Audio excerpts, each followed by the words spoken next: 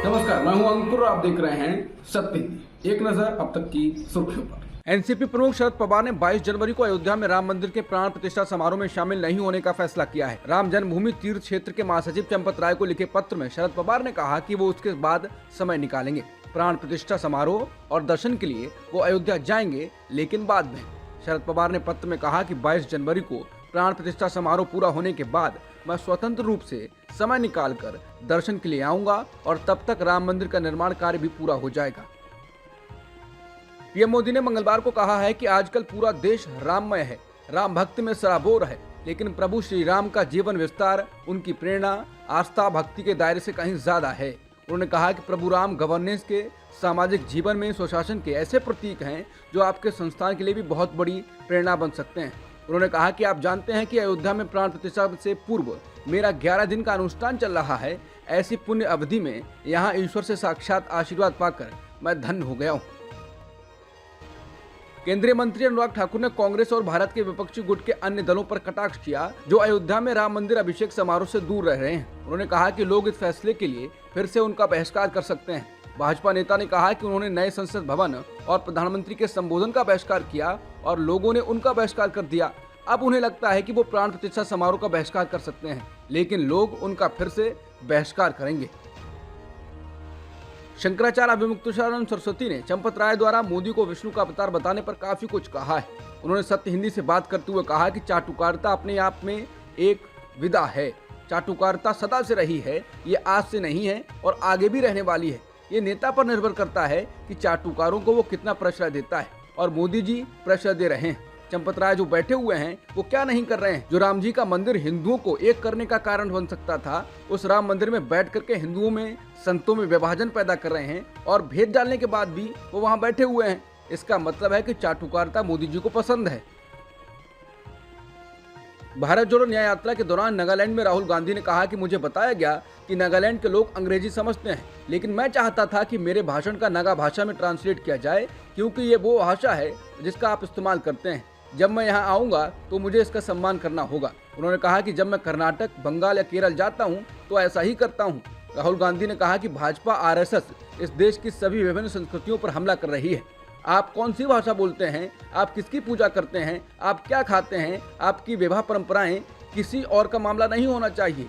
राहुल गांधी ने कहा कि मुझे शर्म आती है कि भारत के प्रधानमंत्री 9 साल पहले नागालैंड के लोगों के प्रति प्रतिबद्धता जताई थी और इसके बारे में कुछ नहीं किया।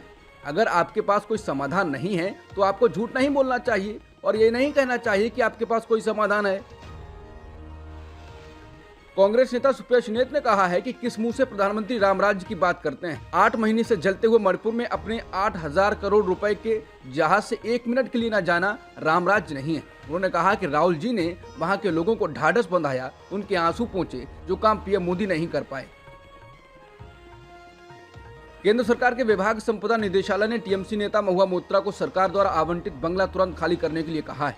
यह बंगला उन्हें एक सांसद के तौर पर आवंटित किया गया था। पिछले साल कैश फॉर क्वेरी घोटाले के कारण उन्हें लोकसभा से निष्कासित कर दिया गया था। अब सरकार ने उनसे आलीशान बंगला खाली करने के लिए कहा है। केंद्रीय आवास और शहरी मंत्रालय के सूत्रों ने पीटीआई को बताया कि मोत्रा को तुरंत घर खाली करने के लिए कहा गया है और ये सुनिश्चित करने के लिए विभाग की एक टीम भेजी जाएगी कि संपत्ति जल्द से जल्द खाली हो जाए। पंजाब के सीएम भगवंत मान ने लोकसभा चुनावों को लेकर दावा किया है। भगवंत मान ने कहा है कि पंजाब में आम आदमी पार्टी 13 की 13 लोकसभा सीटें जीतेगी। भगवंत मान का यह बयान ऐसे वक्त आया है जब विपक्षी दलों के गठबंधन इंडिया में सीटों के बंटवारे को लेकर बातचीत का सिलसिला चल ही रहा है।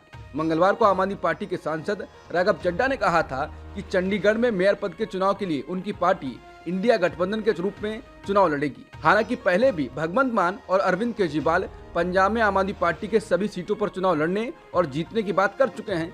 1 जनवरी को भी भगवंत मान ने कहा था कि पंजाब से दिल्ली तक मां अपने बच्चों को छोटी सी कहानी सुना सकती है। एक थी कांग्रेस। चीन की जनसंख्या में लगातार दूसरे साल गिरावट आई है। इसके साथ ही दुनिया की दूसरी सबसे बड़ी अर्थव्यवस्था के भविष्य के विकास को लेकर चिंताएं बढ़ गई हैं।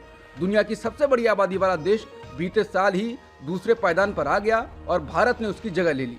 ये ट्रेंड अब भी बना हुआ है। चीन के डेटा के मुताबिक इसकी जनसंख्या 140 करोड़ है, जो पिछले साल से लगभग 20 लाख कम है। वहीं भारत की जनसंख्या 142 करोड़ है। इन आंकड़ों से पता चलता है कि चीन में जन्म दर घट रही है और देश का तेजी से शहरीकरण हो रहा है। रॉयटर्स की रिपोर्ट के मुताबिक बीते साल कनाडा और भारत के बीच हुए राजनयिक विवाद के कारण कनाडा से भारतीय छात्रों को दिए जाने वाले परमिट में काफी कमी आई है।